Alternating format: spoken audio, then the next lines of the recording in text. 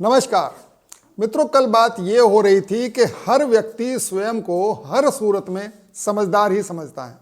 बातें भले ही कितनी भी मूर्खतापूर्ण करता हो और नौबत चाहे पागल खाने पहुंचाने तक की आ चुकी हो उसको, लेकिन स्वयं से बड़ा बुद्धिमान किसी को किसी कीमत पर मानने को तैयार नहीं होता।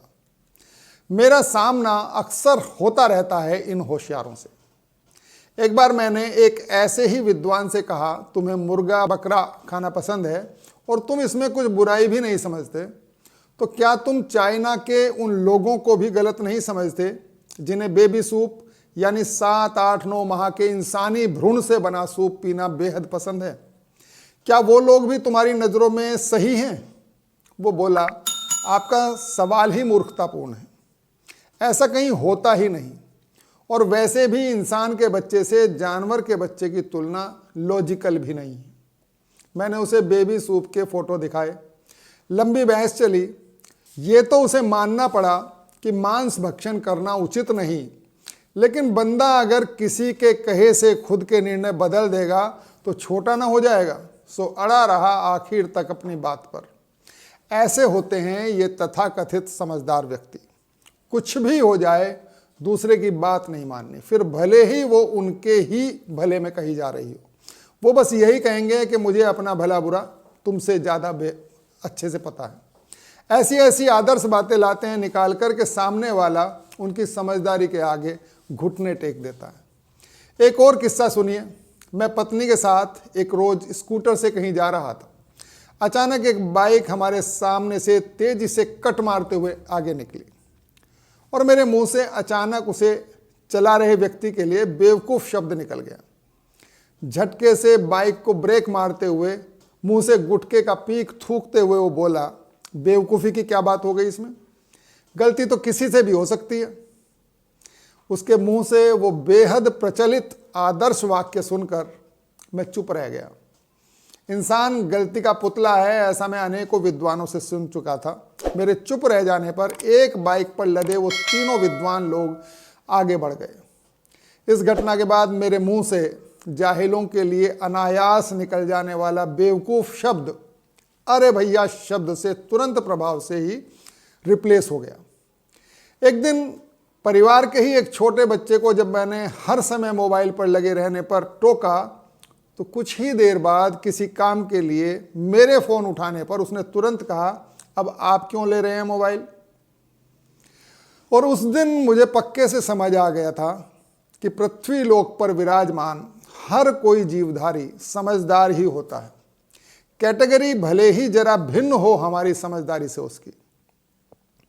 मैंने जब जब जिस जिस व्यक्ति में जो कमियां बताई, उसने मुझे तुरंत वैसा ही साबित करने के लिए धरती पाताल एक कर दिए। यहाँ कोई भी व्यक्ति कुछ भी कभी गलत करता ही नहीं, क्योंकि अपनी समझ के अनुसार तो हर व्यक्ति हमेशा सही ही करता है।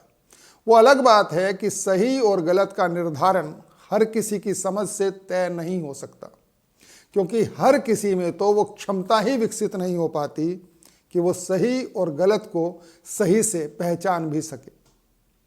और कोड़ में खाज ये हो जाती है कि हर अनुचित कार्य में लाखों लोग पहले से ही संलग्न रहते हैं, तो किसी को ये पता ही नहीं लग पाता कि फलाना कृत्य गलत है।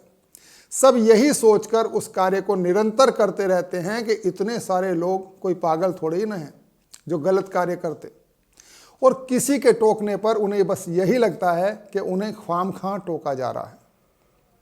और अपनी गलती का एहसास न होने का दूसरा कारण कुछ बेहद प्रचलित आदर्श वाक्य होते हैं, जैसे प्रत्येक व्यक्ति को अपनी पसंद से जीने का हक है।